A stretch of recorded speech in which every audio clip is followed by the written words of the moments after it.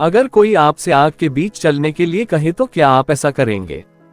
Fire walk Tony Robbins के सेमिनारों में कई गतिविधियों में से एक है। इस 4 दिवसीय सेमिनार का नाम माइंड रिवॉल्यूशन है।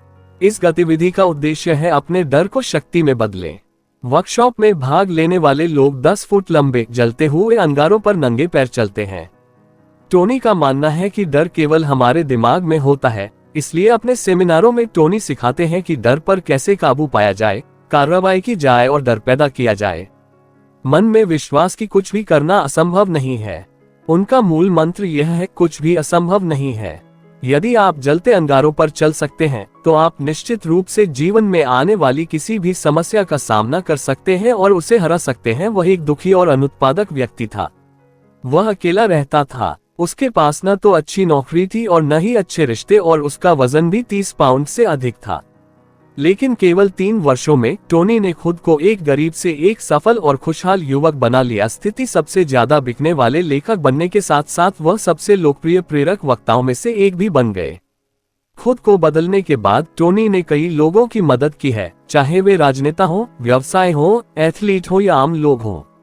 महज 25 साल की उम्र में टोनी ने बड़ी सफलता, दौलत और शोहरत हासिल की। आपको ये जानकर आश्चर्य होगा कि उनके पास कोई महत्वपूर्ण डिग्री नहीं थी। उन्होंने अपनी पढ़ाई हाई स्कूल तक ही पूरी की थी, लेकिन इसके बावजूद उन्होंने उससे कई गुना ज्यादा हासिल किया था। जिंदगी ने उन्हें पत्नी के रूप में एक परफेक्ट पार्टनर दिया और अपने करियर में उन्हें कई ऐसे लोग मिले जिन्होंने उन्हें काफी प्रेरित किया। इस किताब में टोनी बताते हैं कि उन्होंने ये सब कैसे किया। तो टोनी रॉबिन्स द्वारा लिखित अनलिमिटेड पावर नामक इस वीडियो पुस्तक सारांश में आप उन सिद्धांतों को सीखेंगे जिन्हें उन्होंने अपने जीवन में लागू किया था। आप अपने प्रत्येक सेमिनार में उनके द्वारा सिखाए गए मूल्यवान पाठ सीखेंगे। आप कितना कुछ हासिल कर सकते हैं इसकी कोई सीमा नहीं है, और ईमानदारी से कहूं तो आपको कहीं और देखने की जरूरत नहीं है। इस असीमित शक्ति का स्रोत पहले से ही आपके भीतर है। Ultimate success formula. टोनी ने कई सफल लोगों को बहुत ध्यान से देखा था। उन्होंने देखा कि उन सभी की सफलता का एक समान पैटर्न था। टोनी ने इसे अंतिम सफलता फॉर्मूला कहा। इसके 4 चरण हैं। 1. सबसे पहला कदम है अपना लक्ष्य निर्धारित करना। ये कदम आपको ये निर्धारित करने में मदद करता है कि आप वास्तव में क्या हासिल करना चाहते हैं। 2. दूसरा कदम कार्रवाई करना है, यानी अपने लक्ष्य की ओर। लेकिन कभी कभी आपके कार्यों को सुधारने की आवश्यकता हो सकती है, और वे आपको आपकी मंजिल तक पहुंचाने के बजाय आपको रास्ते से भटका देते हैं। 3. इसीलिए आपको अपने कार्यों की निगरानी करने और प्रतिक्रिया प्राप्त करने के लिए चरण 3 की आवश्यकता है। 4. अंत में चौथा चरण आपके व्यवहार यानी दृष्टिकोण को बदलना है, जिसका अर्थ है कि जब तक आप अपना लक्ष्य प्राप्त नहीं कर लेते तब तक अपने कार्यों को बदलना। आइए इसे एक कहानी से समझते हैं। स्टीवन स्पीलबर्ग को कौन नहीं जानता। उन्होंने हमें जुरासिक पार्क और डायनासोर की दुनिया में ले जाने के लिए उत्कृष्ट एनिमेशन का उपयोग किया। 36 साल की उम्र में उन्हें सर्वकालिक सर्वश्रेष्ठ निर्देशक कहा गया। उन्होंने इतिहास की 10 सर्वश्रेष्ठ ब्लॉकबस्टर फिल्मों में से 4 बनाई हैं। उनकी सबसे सफल फिल्मों में जुरासिक पार्क, इंडियाना जोन्स और शिंडलर्स लिस्ट शामिल हैं। तो स्पीलबर्ग ने इतना शानदार करियर कैसे शुरू किया? क्या वह शुरू से ही अच्छे निर्देशक थे? क्या उसके कोई अनूठे फायदे थे? नहीं, ऐसी बात नहीं है। उन्होंने अल्टीमेट सक्सेस फॉर्मूला का पालन किया। मैं एक फिल्म निर्देशक बनना चाहता हूँ। यही वह विचार था जो स्पीलबर्ग के दिमाग में तब घूमता रहता था जब वह किशोर थे। 17 साल की उम्र में वह पहली बार यूनिवर्सल स्टूडियो देखने गए। उन्होंने ध्वनि मंच देखा, हालांकि उनके ग्रुप को साउंड स्टेज पर जाने की इजाजत नहीं दी गई। तो आप क्या सोचते हैं? स्पीलबर्ग चुपचाप वहां से चले गए। इसके बजाय स्पीलबर्ग गुप्त रूप से शूटिंग स्थल पर गए और हर चीज की देखरेख करने लगे। फिर वह फिल्म के एक संपादक से मिले और उनसे 1 घंटे तक बातचीत की। उन्होंने संपादक को उन सभी फिल्मों के बारे में बताया जो वह बनाना चाहते थे।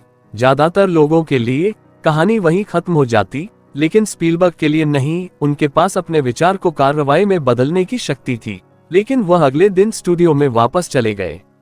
इस बार उन्होंने कुछ अलग किया। वह सूट पहनकर वहां पहुंचे। इतना ही नहीं, वह अपने पिता का ब्रीफकेस भी अपने साथ ले गया। वह सुरक्षा गार्ड के पास से ऐसे गुजरा जैसे वह स्टूडियो के लिए काम करता हो।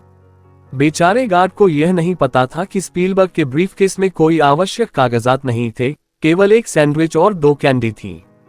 स्टूडियो के अंदर उन्हें एक खाली ट्रेलर मिला। वह वहां बैठ गया और अपने सामने एक बोर्ड रखा जिस पर लिखा था स्टीवन स्पीलबर्ग निर्देशक। स्पीलबर्ग ने गर्मियां इसी तरह बिताईं। वह स्टूडियो में जाते थे और लेखक, संपादक और निर्देशक से बात करते थे। उनकी बात बहुत ध्यान से सुनते थे और बहुत ध्यान से देखते थे कि वे क्या करते हैं और कैसे करते हैं। नया कैप्शन, वहां उन्होंने अपने आसपास के लोगों से बहुत कुछ सीखा। अपना पहला अनुबंध प्राप्त करने से पहले स्पीलबर्ग 3 साल तक रोजाना स्टूडियो जाते रहे। स्पीलबर्ग ने एक साधारण फिल्म बनाई जिसे उन्होंने यूनिवर्सल स्टूडियो के कर्मचारियों को दिखाया। वहां के लोगों ने तुरंत उनकी प्रतिभा को पहचान लिया और उन्हें 7 साल का अनुबंध दे दिया। 20 साल की उम्र में स्पीलबर्ग अपने पहले टीवी शो के निर्देशक बने। तो आप देखिए कि कैसे स्पीलबर्ग ने सफलता के चरम सूत्र का पालन किया। उन्होंने पहले निर्देशक बनने का लक्ष्य निर्धारित किया और फिर कार्रवाई शुरू कर दी। वह स्टूडियो जाते थे और वहां के कर्मचारियों से बहुत कुछ सीखते थे। जब तक आप अपने सपने को साकार करने के लिए कृतसंकल्प नहीं हैं, वह सपना ही रहेगा और पूरा नहीं होगा। आप भी इस फॉर्मूले को अपना सकते हैं। इससे कोई फर्क नहीं पड़ता कि आप कौन हैं या आपके पास क्या है, बस आगे बढ़ने के लिए कदम उठाना ही मायने रखता है। कुछ अलग करने वालों के अलग अलग गुण ऐसा क्यों है कि कुछ लोग दुनिया में सब कुछ होने के बावजूद खुश नहीं हैं। बहुत से लोगों के पास बहुत सारा धन और प्रसिद्धि, करीबी दोस्तों का समर्थन, सफल करियर और आदर्श साथी होता है, लेकिन अंत में वे भी निराश और दुखी रहते हैं। क्यों? दूसरी ओर बहुत से लोग शारीरिक रूप से अक्षम हैं और गरीबी से पीड़ित हैं। समाज उन्हें हेय दृष्टि से देखता है, लेकिन वे हर चुनौती से विजेता बनकर उभरे हैं और खुशहाल जीवन जी रहे हैं। इस अंतर का कारण क्या है? आप इनमें से कौन बनना चाहेंगे? इसका उत्तर यह है कि यह किसी स्थिति या चुनौती के बारे में नहीं है, बल्कि हम इसे कैसे देखते हैं, यह अंतर पैदा करता है। अगर आपके साथ कुछ भयानक घटित हो जाए तो आप अपने आप से क्या कहेंगे? क्या आप नकारात्मक पहलुओं के बारे में सोचते रहेंगे और गलत कदम उठाएंगे, या उस बुरी घटना के बारे में कुछ सकारात्मक खोजकर स्थिति को सुधारने का प्रयास करेंगे? आइए इसे इस कहानी से समझते हैं। 2 आदमी थे। पहले का नाम था जॉन बेलुशी, जो 1970 के दशक के मशहूर कॉमेडियन थे। अपने समय में उन्होंने कई यादगार शो और परफॉर्मेंस दिए। उस समय उनकी गिनती बेहतरीन एंटरटेनर्स में होती थी। 22 साल की उम्र में जॉन शिकागो के सबसे लोकप्रिय कॉमेडी समूह सेकंड सिटी के सबसे कम उम्र के सदस्य बन गए। समय के साथ जॉन उस शो के स्टार बन गए। उनका सफर थिएटर से शुरू हुआ, जो उन्हें टीवी और फिल्मों की दुनिया तक ले गया। उनकी लोकप्रियता धीरे धीरे बढ़ती जा रही थी। लोग उनके बेहतरीन अभिनय से प्रभावित होने लगे। बेलुशी की कई लोगों से दोस्ती हो गई। उन्होंने न्यूयॉर्क में कुछ संपत्ति खरीदी और एक प्यारी लड़की से शादी की। बेलुशी सचमुच अपना सपना जी रहा था। उनके जीवन में किसी भी चीज की कमी नहीं थी और लोग वास्तव में उनके दीवाने थे। लेकिन सब कुछ होते हुए भी वह अंदर से खुश नहीं था। वह अंदर ही अंदर घुट रहा था। धीरे धीरे वह नशे का आदी हो गया। बाहर से देखने पर ऐसा लगता था कि उसके पास सब कुछ है, लेकिन अंदर से वह बिल्कुल अकेला और खोया हुआ महसूस करता था। उन्होंने इस खालीपन को नशीली दवाओं से भरने की कोशिश की और इन दवाओं की अधिक मात्रा ने 33 साल की उम्र में उनकी जान ले ली। अब आइए उस दूसरे आदमी की ओर मुड़ें। आइए मिशेल की कहानी पर नजर डालें। एक रात मिशेल ने राजमार्ग पर 65 किलोमीटर प्रति घंटे की रफ्तार से मोटरसाइकिल चलाई। वहां बहुत अंधेरा था। अचानक किसी चीज ने उसका ध्यान भटकाया और मिशेल ने सड़क किनारे देखा। जब उसने दोबारा आगे देखा तो उसे प्रतिक्रिया देने का समय भी नहीं मिला। एक बड़ा ट्रक अचानक उसके सामने रुका, लेकिन मिशेल अभी भी 65 किलोमीटर प्रति घंटे की रफ्तार पर था। उसने ब्रेक लगाकर मोटरसाइकिल रोकने की कोशिश की। ऐसा लग रहा था जैसे उसके लिए समय रुक गया हो। सब कुछ धीरे धीरे हो रहा था। मिशेल किसी तरह बाइक रोकना चाहता था, लेकिन जब तक ऐसा हुआ, वो ट्रक के नीचे आ चुका था। उसकी मोटरसाइकिल का गैस कैप खुल गया था, जिससे सारा तेल बाहर निकलने लगा और वह आग की चपेट में आ गया। इस भयानक हादसे से मिशेल बेहोश हो गई। जब उन्हें होश आया तो वह अस्पताल में थे। उनके पूरे शरीर में इतना दर्द था कि वह हिल भी नहीं पा रहे थे। वह बुरी तरह जल गया था और उसके चेहरे का आकार भी बुरी तरह प्रभावित हो गया था। लेकिन मिशेल न तो निराश हुई और न ही हिम्मत हारी। ठीक होने के बाद वह वापस अपने काम धंधे में लग गए, लेकिन दुर्भाग्य से वह एक और हादसे का शिकार हो गए। एक दिन जिस विमान से वे यात्रा कर रहे थे वह दुर्घटनाग्रस्त हो गया। इस बार मिशेल को कमर से नीचे का हिस्सा लकवा मार गया, जिसका मतलब था कि उन्हें जीवन भर व्हीलचेयर पर रहना होगा। ऐसी दर्दनाक घटनाओं के बाद कोई भी व्यक्ति टूट सकता था और मिशेल का अंत भी बेलुशी जैसा ही हो सकता था। वह पूरा दिन व्हीलचेयर पर बैठकर, बियर पीते हुए, टीवी देखकर और खुद को दुनिया से अलग करके बिता सकता था, लेकिन उसने ऐसा कुछ नहीं किया। मिशेल ने दुखी होने की बजाय जिंदगी को दोबारा जीने का जुनून दिखाया। उन्होंने अपना व्यवसाय जारी रखा और करोड़पति बन गए। उनकी मुलाकात कई प्रभावशाली लोगों से हुई। उन्होंने अपनी पत्नी और बच्चों के साथ कोलोराडो में एक सुखी वैवाहिक जीवन व्यतीत किया। ऐसा करने के लिए टोनी न्यूरो भाषाई प्रोग्रामिंग या NLP सिखाता है। सीधे शब्दों में इसका मतलब है कि अपने दिमाग को सही विचारों से भरने के लिए प्रोग्रामिंग करना, ताकि आप सही कार्य या निर्णय ले सकें और सकारात्मक व्यवहार रखकर हम आगे बढ़ सकते हैं। सक्षम स्थिति में रहें। कई दिन ऐसे होते हैं जब हम बहुत चिड़चिड़ा महसूस करते हैं। हम सोचते हैं कि जीवन में सब कुछ गलत हो रहा है। हम अपने आप से कहते हैं कि यह मेरा अशुभ दिन है। दूसरी ओर कई दिन ऐसे भी होते हैं जब आप बहुत सकारात्मक महसूस करते हैं। आपका काम, परिवार, रिश्ते और बाकी सब कुछ अच्छा चल रहा है। लेकिन ऐसा क्यों होता है? आप वही व्यक्ति हैं। फिर भी कुछ दिन ऐसे क्यों होते हैं जब आप असफल होते हैं, और कुछ दिन ऐसे क्यों होते हैं जब आप हर चीज में जीत जाते हैं? कभी कभी जीवन हमारे नियंत्रण में प्रतीत होता है और कभी कभी जीवन बस बीत रहा है। तो इस अंतर का कारण यह है कि आप किस अवस्था में हैं। हमारे मन की दो अवस्थाएं हैं। एक है सक्षम राज्य, जो हमें शक्ति देता है और सक्षम बनाता है। ऐसा तब होता है जब आपका मन खुशी, प्यार, आत्मविश्वास, ताकत और विश्वास से भरा होता है। दूसरी है लकवाग्रस्त अवस्था। ऐसा तब होता है जब आपका मन भय, उदासी, संदेह और चिंता से भरा होता है। इस पंगु स्थिति से बाहर निकलने और सक्षम स्थिति में बने रहने की शक्ति हम सभी में पहले से ही मौजूद है। आपके पास अपने मस्तिष्क को नियंत्रित करने की शक्ति है। आप इस सक्षम स्थिति को अपनी इच्छानुसार बना सकते हैं और इसमें एक चुटकी जितना समय नहीं लगेगा। आइए इस कहानी से जाने इस अद्भुत गुण के बारे में। कार्ल वालेंडा एक विशेषज्ञ कलाबाज थे। कार्ल ने सालों तक हवा में ऐसे ऐसे करतब दिखाए कि कोई भी उन्हें देखकर हैरान रह जाए।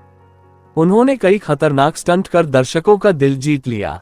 उसे कभी यह ख्याल भी नहीं आया कि अगर वह गिर गया तो क्या होगा। उनमें आत्मविश्वास और कला दोनों कूट कूट कर भरे थे। लेकिन फिर एक दिन कुछ हुआ। उसने खुद को गिरते हुए देखा।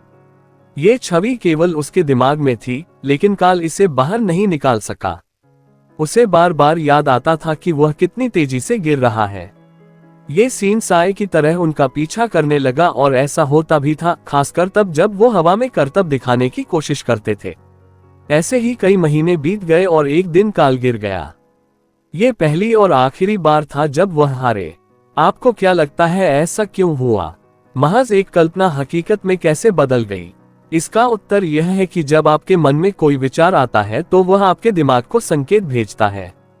उस विचार ने उसके मन की स्थिति बदल दी और उसका व्यवहार बदल गया। कार्ल ने उसके मस्तिष्क को एक नई दिशा दी थी। अब उसके मस्तिष्क में ये छवि लगातार कौंधने लगी और एक दिन ये वास्तविक हो गया। अब आइए एक अलग स्थिति पर नजर डालें। डिक टूमी हवाई में एक कॉलेज फुटबॉल कोच थे। वह अच्छी तरह जानते थे कि अपनी टीम से सर्वश्रेष्ठ प्रदर्शन कैसे हासिल करना है। व्योमिंग में एक चैंपियनशिप गेम होने वाला था, जिसके लिए उनकी टीम काफी मेहनत भी कर रही थी। टॉमी की टीम के लिए ये कड़ी चुनौती थी। आखिरकार मैच का दिन आ ही गया। टॉमी की टीम को मैदान पर बेहतर तरीके से हराया जा सकता था। हाफ टाइम हो चुका था और स्कोर 22-0 था, जो विरोधी टीम के पक्ष में था। ऐसा लग रहा था जैसे टॉमी और उसकी टीम के लिए यह सबसे दुर्भाग्यपूर्ण दिन था। सभी खिलाड़ी निराश एवं पराजित महसूस कर रहे थे। ब्रेक के समय सभी लोग लॉकर रूम में बैठे थे, उनके सिर झुके हुए थे, वे आशा खो रहे थे। सभी के मन में बस एक ही बात चल रही थी कि वे बचे हुए समय में सामने वाली टीम को हरा नहीं पाएंगे। उनके कोच टॉमी को छोड़कर सभी ने सोचा कि वे बहुत बुरी तरह हारेंगे। टॉमी वर्षों से प्रेरक लेख एकत्र कर रहा था, जिसमें उन टीमों की कहानियां भी शामिल थी जो मैच के दिन बड़े स्कोर से काफी पीछे थी, जैसे टॉमी की टीम आज पीछे थी। ये कहानियां उन टीमों के बारे में थी जिन्होंने अचानक वापसी की और खेल का रुख पलट दिया। अब टॉमी अपना संग्रह दिखाता है और अपने खिलाड़ियों के सामने रखता है। उन्होंने सभी से अपने दिमाग में उस छवि को याद रखने के लिए उन जीत की तस्वीरों और सुर्खियों को देखने के लिए कहा। तब उन्होंने उनसे कहा, अगर ये टीमें ऐसा कर सकती हैं, तो हम भी ऐसा कर सकते हैं। हमारे लिए जीतना अभी भी असंभव नहीं है, क्योंकि कुछ भी होने से पहले अभी समय बाकी है। अपने कोच की बातें सुनकर खिलाड़ियों को नई ऊर्जा मिली, उत्साह, और वे मैदान पर ऐसे ऊर्जा के साथ उतरे मानो वे अपना आखिरी मैच खेल रहे हों। और सच कहूं तो पहले हाफ में 0 के स्कोर से वे दूसरे हाफ में 27 तक पहुंच गए। टीम ने 27 के असाधारण स्कोर के साथ मैच जीत लिया। ठीक इसी तरह आप किसी भी स्थिति को पूरी तरह से बदल सकते हैं। अपने दिमाग को निष्क्रिय स्थिति में न जाने दें। आप अपने विचारों पर ध्यान केंद्रित कर सकते हैं और इसे किसी भी समय सक्षम स्थिति में बदल सकते हैं। यह मुश्किल नहीं है, आपको खुद पर भरोसा रखना है। जब भी हम विश्वास या विश्वास जैसे शब्द सुनते हैं तो हम उन्हें धर्म से जोड़ देते हैं। विश्वास सिर्फ धार्मिक किताबों के बारे में नहीं है, विश्वास कहा जाता है। ये दुनिया को देखने का आपका तरीका है। हमारी मान्यताएं हमारे तंत्रिका तंत्र को आदेश देती हैं। जब आप किसी बात पर विश्वास करते हैं तो वह आपकी सच्चाई बन जाती है और यह आपको कार्रवाई करने की शक्ति देती है। पाब्लो कैसल एक महान संगीतकार थे। वह पियानो और कई अन्य संगीत वाद्य यंत्र बजाने में माहिर थे। 90 वर्ष की आयु में वे गठिया और वातस्फीति से पीड़ित हो गए। उनके हाथ सूज गए थे और उंगलियां मुड़ने लगी थीं। इतना ही नहीं, उन्हें सांस लेने में भी दिक्कत होने लगी। इस उम्र में पहुंचने के बाद उनके लिए सुबह उठना भी मुश्किल हो गया। उसे उठने में काफी समय लग गया। वह टहल रहा था और उसकी पीठ झुकी हुई थी। कपड़े बदलने जैसे साधारण काम के लिए भी उन्हें मदद की जरूरत पड़ने लगी। हर सुबह नाश्ते से पहले पाब्लो अपने पियानो के पास जाता था। हालांकि पियानो के सामने कुर्सी पर बैठना भी उनके लिए एक मुश्किल काम बन गया था, लेकिन जब उनकी उंगलियां पियानो को छू गईं तो वह पूरी तरह से बदल गए। तब वह एक बीमार वृद्ध व्यक्ति नहीं बल्कि एक अच्छा कलाकार बन जाता और एक जोरदार युवा की तरह पियानो बजाता। जब उनकी मुड़ी हुई उंगलियां पियानो की चाबियों पर पड़ती तो कोई भी उनकी धुन सुनकर मंत्रमुग्ध हो जाता। उसके हाथ पियानो की ओर ऐसे आकर्षित थे जैसे पौधे सूरज की रोशनी की ओर आकर्षित होते हैं। जब वह पियानो बजाते थे तो उनकी पीठ कम मुड़ती थी और उन्हें सांस लेने में ज्यादा दिक्कत नहीं होती थी। संगीत में उनकी गहरी आस्था ने उन्हें अपनी बीमारी से उबरने में मदद की। उन्होंने इतना अधिक पियानो बजाया कि उनकी कठोर उंगलियां फिर से नियंत्रणीय हो गईं। जब वह संगीत का एक टुकड़ा पूरा करने के बाद उठेगा तो वह बिल्कुल अलग व्यक्ति बन जाएगा। वह सीधा खड़ा होता, अपनी चलने की गति बढ़ाता, खाने की मेज पर जाता और खुशी खुशी नाश्ता करता। इसके बाद हम ताजी हवा का आनंद लेने के लिए बाहर जाएंगे। तो फिर इस चमत्कार का रहस्य क्या था? इसका कारण प्लेसिबो प्रभाव था। लेकिन ये प्लेसिबो प्रभाव क्या है? ये चिकित्सा विज्ञान की एक अवधारणा है जिसमें रोगी को एक ऐसी गोली दी जाती है जो अंदर से खाली होती है, यानी इसमें न तो कोई औषधि है और न ही उपचारात्मक गुण। इस अवधारणा का परीक्षण करने के लिए एक प्रयोग किया गया। अल्सर से पीड़ित कुछ मरीजों को 2 समूहों में बांटा गया। पहले समूह को दवा दी गई और कहा गया कि इसे लेने के बाद उन्हें तुरंत राहत मिलेगी। दूसरे समूह को भी एक गोली दी गई और कहा गया कि उस दवा पर अभी प्रयोग चल रहे हैं और कुछ समय बाद वह पूरी तरह तैयार हो जाएगी। दोनों समूहों ने निर्देशों के अनुसार दवा ली। पहले समूह के 10,000 रोगियों में से 70% ने कहा कि दवा ने अपना असर दिखाया है। इसे खाने के बाद उन्हें तुरंत राहत महसूस हुई। दूसरे समूह में केवल 2096 रोगियों को ऐसा ही महसूस हुआ। लेकिन ऐसा क्यों हुआ? दोनों समूहों को एक ही दवा दी गई जिसमें कोई उपचार गुण नहीं थे। वह गोली अंदर से खाली थी, लेकिन शोधकर्ताओं ने मरीजों को आश्वासन दिया था कि एक दवा बहुत प्रभावी और कुशल थी, जबकि दूसरी का अभी भी परीक्षण किया जा रहा था। जो नतीजा सामने आया उसने सभी को हैरान कर दिया। कई डॉक्टरों ने यह साबित किया है कि बात सिर्फ दवा लेने की नहीं है। जब कोई मरीज वास्तव में विश्वास करता है कि वह ठीक हो सकता है, तो उसका शरीर दिमाग से संकेतों को पढ़ सकता है और वह ठीक होना शुरू कर देता है। क्या आपके साथ कभी ऐसा हुआ है कि आपकी माँ ने आपको नमक लाने के लिए कहा हो और जब आप रसोई में जाएं तो आप इधर उधर देखें और कुछ मिनट तक इधर उधर देखने के बाद उनसे कहें कि आपको नमक नहीं मिला? तुम्हारी माँ खुद रसोई में जाती है और तुरंत नमक ले आती है। ऐसा क्यों होता है? अक्सर वो बात आपके सामने सही होती है, तुम यह नहीं देख सकते। आपको नमक न मिलने का कारण आपका विश्वास है। जिस क्षण आप कहते हैं मुझे यह नहीं मिल रहा है या मुझे नहीं पता कि यह कहाँ रखा है, आप अपने मस्तिष्क को आदेश देते हैं और वह वास्तव में नमक की बोतल नहीं ढूंढ पाता है। नकारात्मक शब्दों के बजाय सकारात्मक शब्दों का प्रयोग करें और आपका शरीर और मस्तिष्क आपका समर्थन करेंगे। सफलता के झूठ को समझें। टोनी यहाँ जिस झूठ का जिक्र कर रहे हैं वह धोखाधड़ी या बेईमानी के बारे में नहीं है। हम कभी नहीं जानते कि हम जो मानते हैं वह सच है या झूठ। यहाँ तक कि वैज्ञानिक और प्रतिभाशाली लोग भी इस बारे में कभी निश्चित नहीं हो सकते। ईमानदारी से कहूं तो इससे कोई फर्क नहीं पड़ता। जब तक आपका विश्वास आपके लिए काम करता है, बस यही मायने रखता है और कुछ नहीं। क्या आपका विश्वास आपको ऊर्जावान बनाता है? क्या यह आपको हर दिन एक बेहतर इंसान बनाता है? क्या यह आपके जीवन में रंग और उत्साह जोड़ता है और दूसरों के जीवन को बेहतर बनाने में मदद करता है? यदि हाँ, तो आपकी मान्यताएं आपकी सफलता का झूठ है। आप 100% नहीं जानते कि आपकी मान्यताएं सही हैं या गलत, फिर भी वे आपको वहां ले जाने में मदद करती हैं जहां आप जाना चाहते हैं। टोनी ने ऐसी 7 मान्यताओं की सूची बनाई है। आप इस सूची में उन मान्यताओं को जोड़ सकते हैं जो आपको अच्छा महसूस कराती हैं। आइए जानते हैं उनमें से कुछ मान्यताओं के बारे में। मान्यताएं। तो पहली मान्यता है कि हर चीज किसी कारण से होती है, यानी हर चीज के होने के पीछे कोई न कोई वजह होती है। यही सोच सफल लोगों को आम लोगों से बिल्कुल अलग बनाती है। सफल लोग हर परिस्थिति में सकारात्मक चीजें ही देखते हैं। सफल लोग थोड़ी सी भी संभावना खोजने की कोशिश करते हैं, तब भी जब दूसरे सोचते हैं कि समस्या से निकलने का कोई रास्ता नहीं है। वे असफलता को एक सबक और सफल होने के अवसर के रूप में देखते हैं। अब मलिन हैमिल्टन की कहानी लीजिए। वह कैलिफोर्निया में एक सफल व्यवसाय की मालकिन थी। जब वह छोटी थी तो उन्होंने अध्यापन का अभ्यास किया और अपने राज्य की ब्यूटी क्वीन यानी मिस स्टेट बन गई। लेकिन एक दिन वह एक भयानक दुर्घटना का शिकार हो गई। मलिन पहाड़ पर चढ़ने गई थी और वहां एक चट्टान से गिर गई। उसी दिन से वह कमर से नीचे लकवाग्रस्त हो गई। मलिन नकारात्मक सोच अपना सकती थी और उन चीजों के बारे में शिकायत कर सकती थी जिन्हें करना अब उनके लिए संभव नहीं था।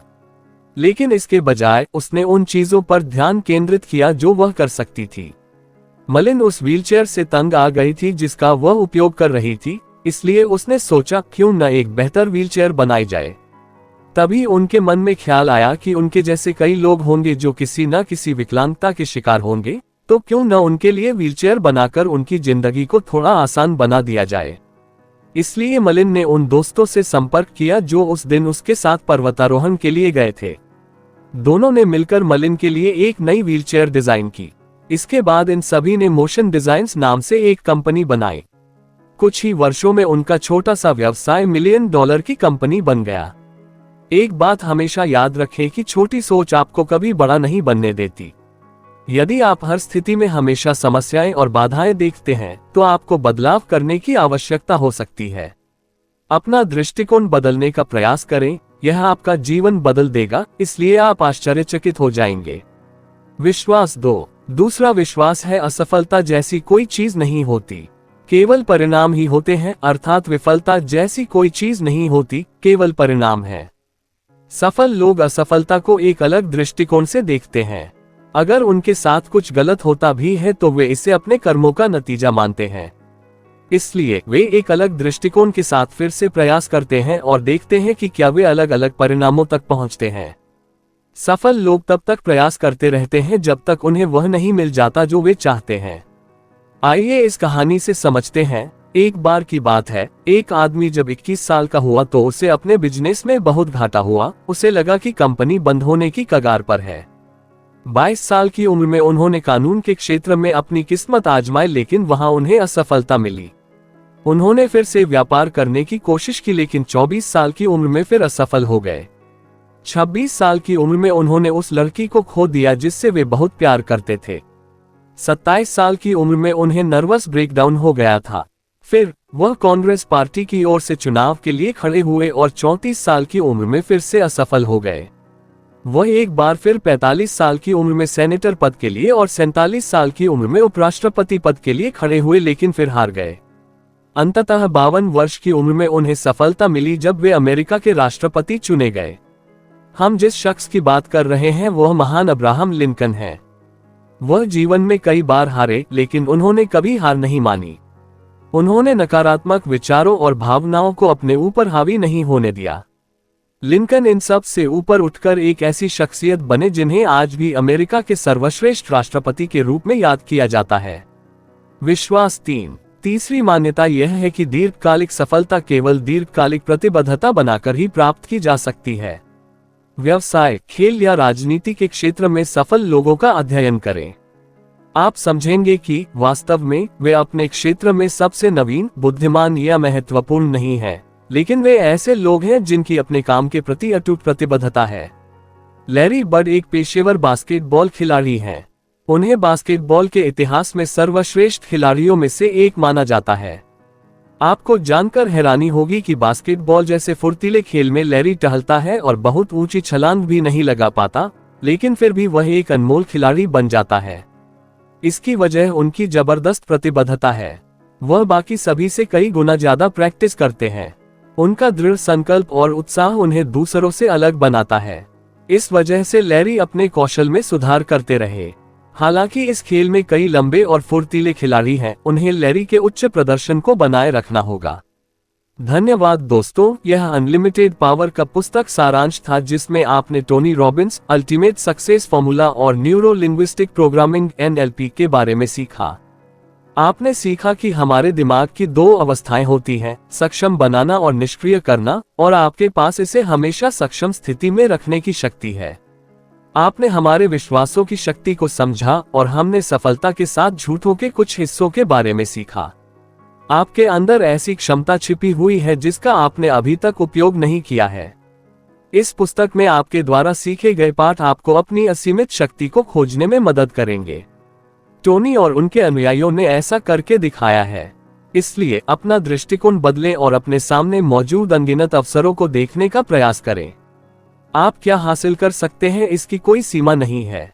यह अपने प्रति अटूट प्रतिबद्धता बनाने का समय है। धन्यवाद दोस्तों, मुझे आशा है कि आपको ये पुस्तक सारांश बहुत अद्भुत लगा होगा और आपके अंदर एक नई ऊर्जा का संचार हुआ होगा।